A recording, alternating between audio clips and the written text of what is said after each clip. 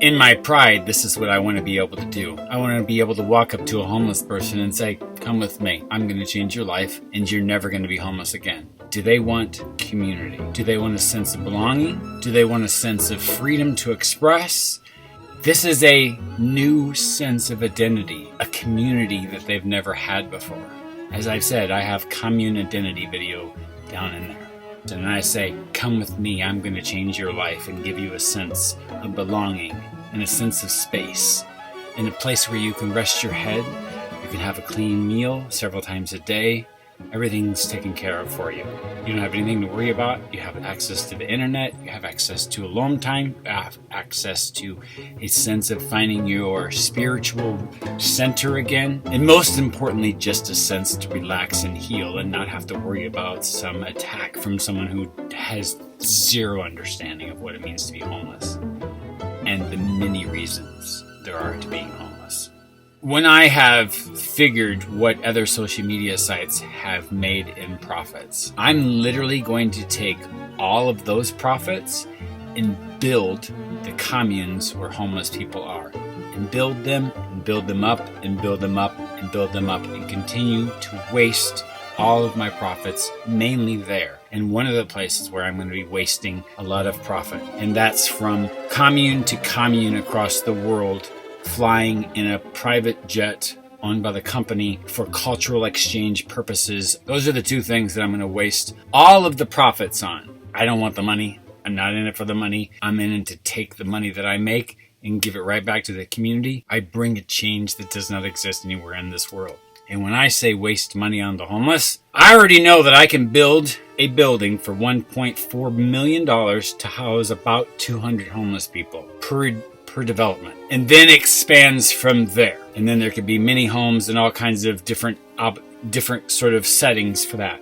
The other profit that goes into my plan is buying up farmlands. And each one of those will be selected for some step in the food security process as all the communes as a whole. And then as I build and waste money on those communes, as there gets to be more profits, this is where the money goes again. I want to start building greenhouses that are solar powered so they can produce food year round and self-sustain, and then go beyond and sell to the public year round in every commune location, which could completely change the food security dynamics throughout the world, mainly starting in the United States.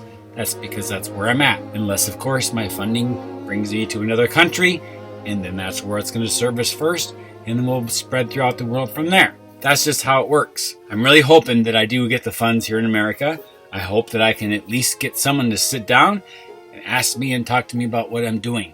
These greenhouses that are on these communes, they grow seasonal flowers. Do you know that's a cash crop, right? Do you know what nurseries make doing those? So I want to make communes, greenhouses, double his seasonal florists so that there can be money made for the commune from selling to the locals, from seasonal flowers to bedding plant vegetables. And then depending on how the progression of this all goes, there may be fresh greens or radishes and lettuce, all these different things. The limit goes however it needs to go, or however far it can go. I'm just going to pour money into those and we'll find out how far big it gets. One of the big pushes that I'm going to be doing with the elite team in trying to sell stories is to get people to tell their story. Because most Peapod centers in a region, because in every region, there's going to be at least one book publication processability. The main first one, the one that I want to have local to where I'm at, is going to be very unique in its ability to publish a book.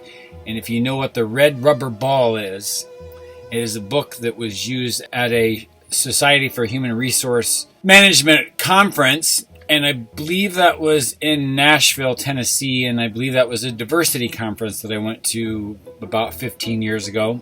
And that speaker who wrote that book talked about the importance of why that book was structured that way, and it resonated with a lot of my life before and up to and continuing on with what I'm doing.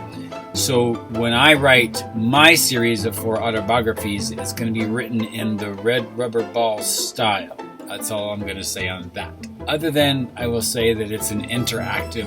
Anyhow, having said that, I just wanted to state again that these book publication things is going to be a big push, and we're going to be selling a lot of autobiographies and a lot of other stories that people have written.